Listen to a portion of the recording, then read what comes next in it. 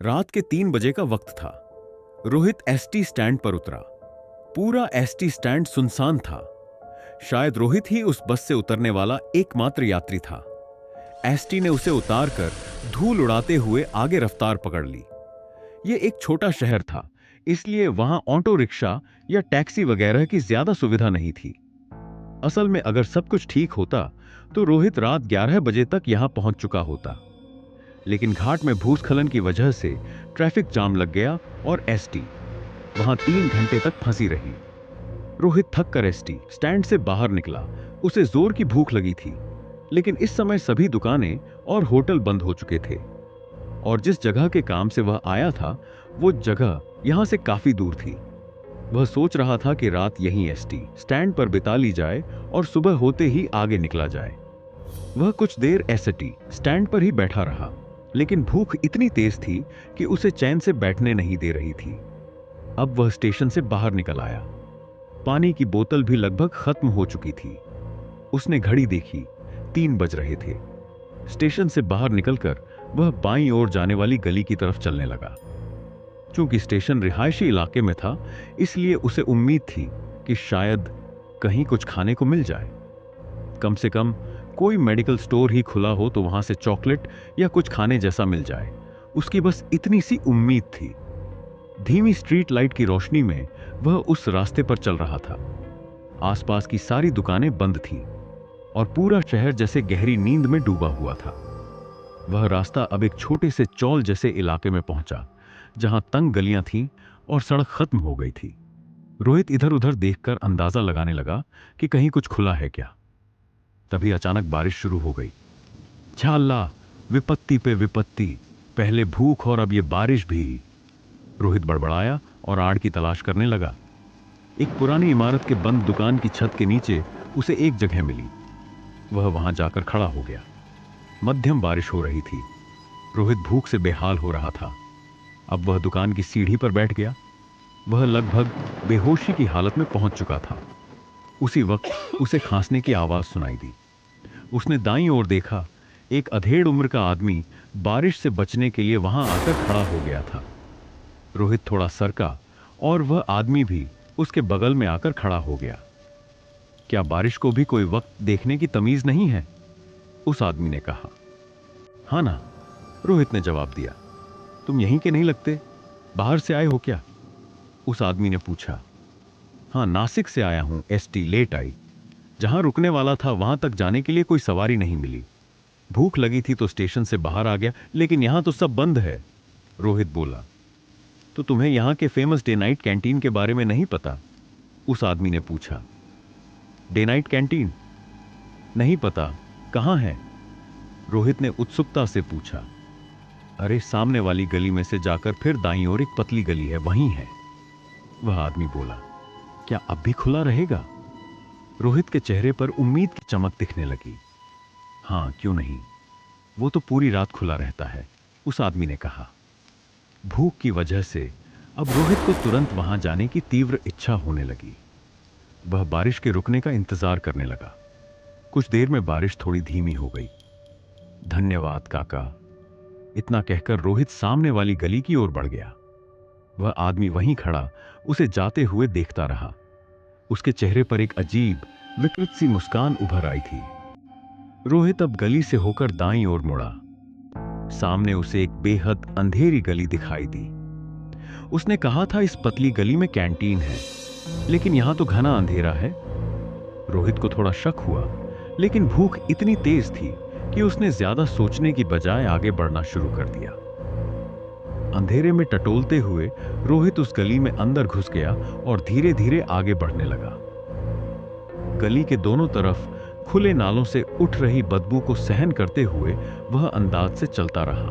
तभी अचानक उस दुर्गंध में धीरे धीरे पकते हुए स्वादिष्ट खाने की खुशबू घुलने लगी और उसकी भूख और तेज हो गई। अंधेरे में थोड़ा और आगे बढ़ते हुए उसे दाईं तरफ एक संकरी गली दिखाई दी।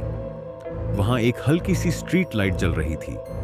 कहीं बर्तनों की खनखनाहट सुनाई दे रही थी, जैसे किसी होटल के किचन से आती है। रोहित की चाल तेज हो गई और वह उस कैंटीन के पास जा पहुंचा। करीब 1000 स्क्वायर फीट में फैली उस कैंटीन को देखकर रोहित को एक पल को यकीन ही नहीं हुआ कि इतनी रात को भी उसे खाने की जगह मिल गई। वह कैंटीन के खुले दरवाजे से अंदर गया। अंदर काफी साफ सफाई थी। सफेद झिलमिलाता हुआ फर्श चमक रहा था। दीवारों पर जगह जगह पुराने मॉडल के थोड़े जंग लगे पंखे लगे हुए थे। टेबल पुराने लकड़ी के नक्काशीदार थे और कुर्सियां भी पुरानी लकड़ी की थी। रोहित एक टेबल पर जाकर बैठ गया और उसी पल उसके पास वाली दीवार पर लगा पंखा चल पड़ा। क्षण भर के लिए रोहित चकित रह गया। मैं तो बस अभी बैठा ही था और पंखा कैसे चालू हो गया? फिर उसने सोचा, शायद पंखे का मेन स्विच कहीं और हो।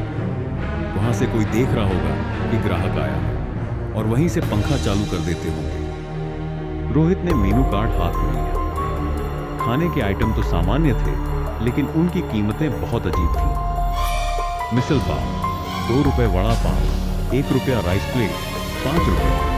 क्या ये सच में इतने रुपए में दे रहे हैं? रोहित मन ही मन बोला, चलो राइस प्लेट ही मंगाता हूं। उसने इधर उधर देखा। अब वह किसी वेटर या स्टाफ की तलाश करने लगा जो उसका ऑर्डर ले सके। और तभी उसके टेबल पर किसी ने चुपचाप एक भरपूर राइस प्लेट रख दी। रोहित ने थाली की ओर देखा और फिर ऊपर एक करीब 70 से 75 साल का दुबला पतला बुजुर्ग वहां खड़ा था। सफेद झाड़ जैसे बाल, गहरे आंखें, झुर्रियों से भरा काला चेहरा, सफेद कमीज और सफेद पैंट। चेहरा बिल्कुल भाव है। पर मैंने तो ऑर्डर ही नहीं दिया। आपने पहले से ही राइस प्लेट कैसे ला दी? रोहित ने पूछा। ना कहे तो वापस ले जाओ, उस बुजुर्ग ने ठंडी आवाज में कहा। नहीं नहीं, रहने दीजिए, रोहित बोला।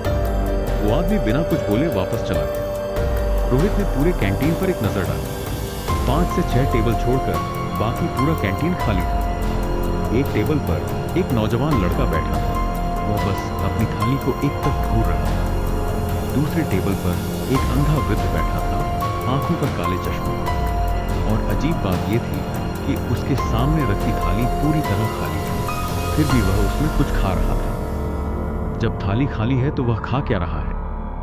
यह सवाल रोहित के मन में आया। एक और टेबल पर पुलिस की वर्दी में एक अधेड़ आदमी बैठा था।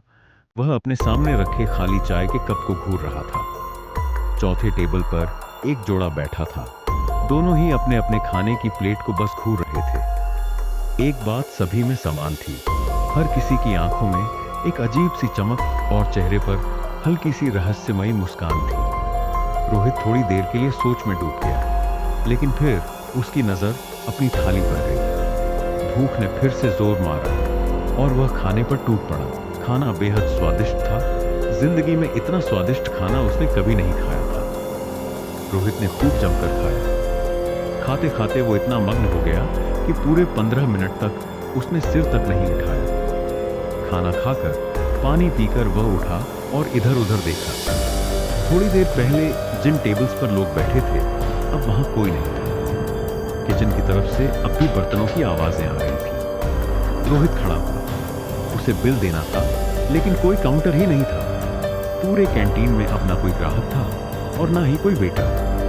वह इधर उधर देखने लगा और तभी किसी ने उसके कंधे पर हाथ रखा। रोहित ने पलटकर देखा, वही बुजुर्ग जिसने उसे राइस प्लेट दी थी। बिल देना था, रोहित बोला। आपका बिल दर्ज हो चुका है, आप जा सकते हैं, वह बुजुर्ग ठंडी आवाज में बोला। क्या मतलब? आपका बिल दर्ज हो चुका है, आप जा सकते हैं। वेटर ने दोबारा वही बात कही। अरे वही तो पूछ रहा हूं, बिल दर्ज हो गया है का मतलब क्या? रोहित ने चौंक कर पूछा। बिल दर्ज हो चुका है, आप जा सकते हैं। उसने फिर से वही बात दोहराई। अब रोहित ने बिना कुछ सोचे समझे जेब से 50 रुपए का नोट निकाला और टेबल पर रख दिया। वेटर बस उस नोट को देखता रहा। रोहित वहां से चल पड़ा। साहब, खाना कैसा था? वेटर ने फिर उसी ठंडे स्वर में पूछा। रोहित ने पीछे मुड़कर देखा। उस वेटर के चेहरे पर, जो अब तक बिल्कुल भावहीन था, अब एक अजीब तरह का डर समा गया था, जैसे उसके लिए रोहित की राय जीवन मरण का प्रश्न हो। खाना अच्छा था, रोहित ने जवाब दिया। धन्यवाद साहब, बहुत बहुत शुक्रिया। वेटर के चेहरे पर एक अजीब सा सुकून और खुशी दिखाई दी, जैसे वह किसी अग्नि परीक्षा से बच निकला। रोहित को सब कुछ थोड़ा अजीब लगने लगा। वह कैंटीन के दरवाजे की ओर बढ़ा। बाहर निकलकर उसने पलटकर देखा, अब वहां कोई नहीं था। बस किचन से बर्तनों की हल्की आवाजें आ रही थी। वह अब फिर उस अंधेरी गली की ओर बढ़ने लगा। अभी भी सुबह नहीं हुई थी। उसने अपनी कलाई घड़ी देखी। घड़ी बंद हो चुकी थी, ठीक 4:15 पर। 15 दिन पहले ली थी। इतने अच्छे ब्रांड की घड़ी इतनी जल्दी कैसे खराब हो गई? वह सोचने लगा। उसने पीछे मुड़कर कैंटीन की ओर देखा। दरवाजा बंद था और अब किचन से कोई आवाज भी नहीं आ रही थी। वह फिर उसी रास्ते से चलता हुआ बाहर की ओर निकला, जैसे वो आया था वैसे ही। सब कुछ अजीब लग रहा था। वहां के ग्राहक, वेटर और इतने सस्ते दाम में बढ़िया खाना। आज के जमाने में यह कैसे संभव था? खैर, जो भी हो, खाना बहुत स्वादिष्ट था। धन्यवाद, फिर से जरूर आइए।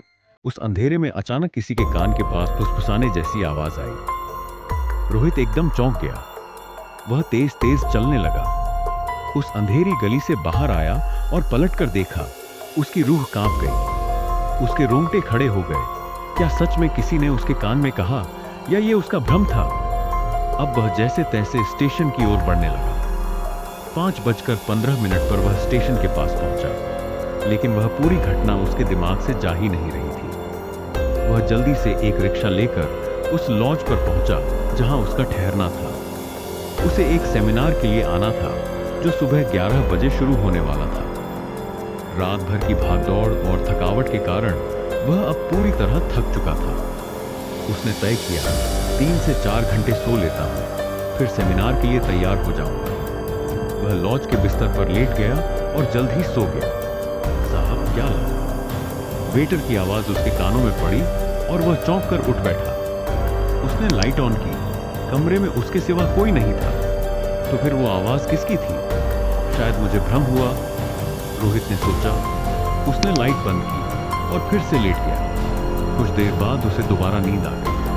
कमरा बिल्कुल शांत था, लेकिन अचानक किचन के बर्तनों की आवाज फिर से सुनाई देने लगी। साहब, राइस प्लेट लाओ, किसी ने उसके कान के पास फुसफुसाया। रोहित एकदम चौंक कर जाग गया। बर्तनों की आवाज अब भी आ रही थी। वह पसीने से भीग गया था।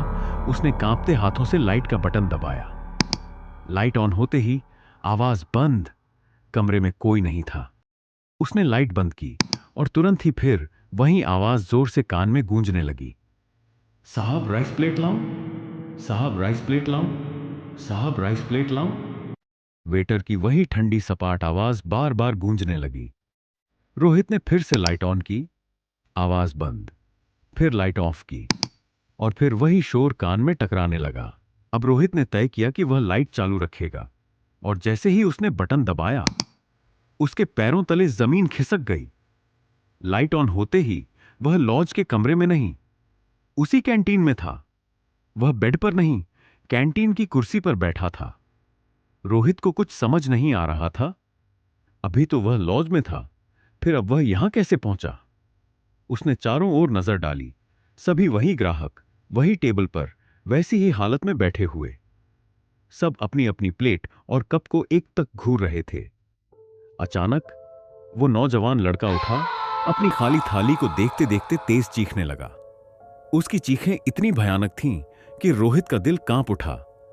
वह अब भी कुछ समझ ही रहा था कि वह अंधा बूढ़ा भी उठ खड़ा हुआ और दर्दनाक आवाज में चिल्लाने लगा। एक एक करके वो कपल और वो पुलिस वाला भी उठे। हर कोई अपनी थाली को देखते हुए विकृत ढंग से चीखने लगा। पूरे कैंटीन में सिर्फ वो वेटर शांत खड़ा था, बस देख रहा था। रोहित इस भयानक स्थिति को समझने की कोशिश कर ही रहा था कि उसे अपनी सांसों में फिर से एक स्वादिष्ट खुशबू महसूस हुई।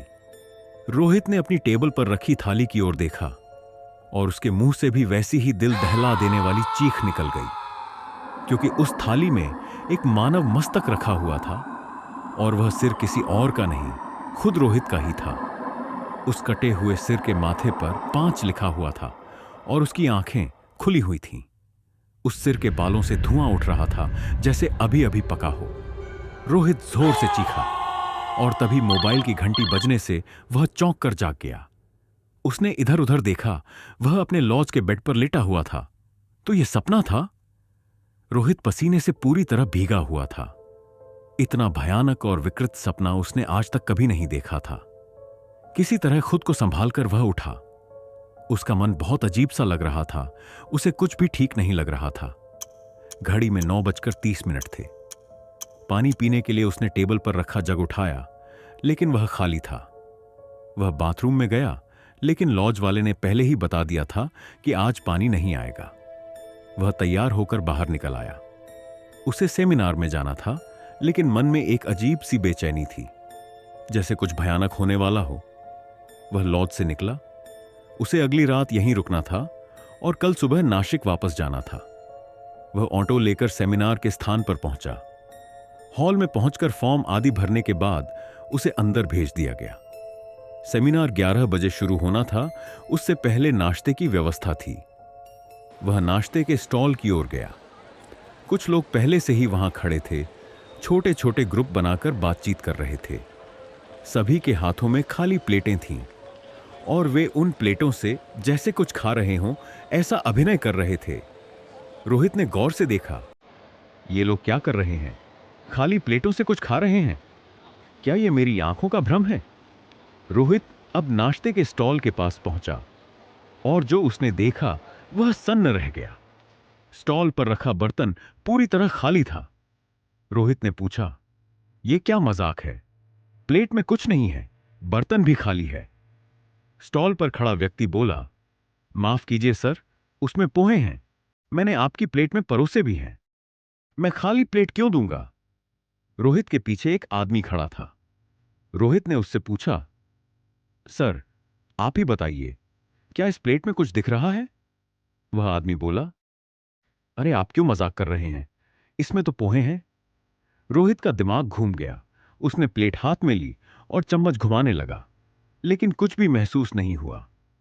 उसने हाथ से भी प्लेट में टटोला, लेकिन कुछ भी नहीं था। उसने चारों तरफ नजर डाली। हर कोई अपनी खाली प्लेटों से खा रहा था, लेकिन रोहित को कुछ भी क्यों नहीं दिखाई दे रहा था। प्यास बुझाने के लिए उसने वाटर फिल्टर से ग्लास में पानी लेने की कोशिश की, लेकिन ग्लास में कुछ नहीं आया। पर उसी के पीछे खड़ा आदमी फिल्टर से ग्लास भरकर आराम से पानी पी गया। रोहित को तेज भूख लगी थी, लेकिन अब तो उसे खाने को कुछ दिख ही नहीं रहा था। अब वह सेमिनार हॉल में चला गया। सेमिनार शुरू होने में अभी 15 मिनट थे। वह हॉल की दीवार पर लगे दानदाताओं के फोटो देखने लगा, जिन्होंने हॉल निर्माण में योगदान दिया था। आखिरी फोटो पर उसकी नजर टिक गई। वह चेहरा उसे पहचाना पहचाना लगा। उस आदमी ने काले चश्मे लगाए थे और वह वही अंधा बूढ़ा था जिसे उसने कल रात उस कैंटीन में देखा था। फोटो के नीचे लिखा था कि शांतिलाल मुंदड़ा, जन्म 1934, मृत्यु 2019। लेकिन मैंने तो इन्हें कल ही कैंटीन में देखा था और यहां तो 2019 में मरने की तारीख लिखी है। अब रोहित पूरी तरह से सदमे में था। उसकी हालत अब और बिगड़ने लगी थी। भूख और डर दोनों ने उसे जकड़ लिया था। उसने सेमिनार बीच में ही छोड़ दिया और लॉज लौट आया। रूम में आते ही वह बिस्तर पर गिर पड़ा। 8 घंटे बाद धीरे धीरे उसे होश आया। बहुत ज्यादा कमजोरी महसूस हो रही थी। वह जैसे तैसे उठा और खिड़की का पर्दा हटाया, और तभी उसकी नजर सामने लगे आईने पर पड़ी। उसके अंदर जैसे भूकंप आ गया। आईने में जो दिख रहा था वह एक बेहद दुबला पतला इंसान था।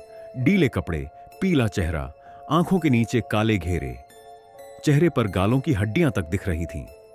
क्षण भर को उसके मुंह से एक चीख निकल गई, लेकिन अगले ही पल उसे एहसास हुआ वह आईने में जो देख रहा था वह कोई और नहीं, खुद रोहित था।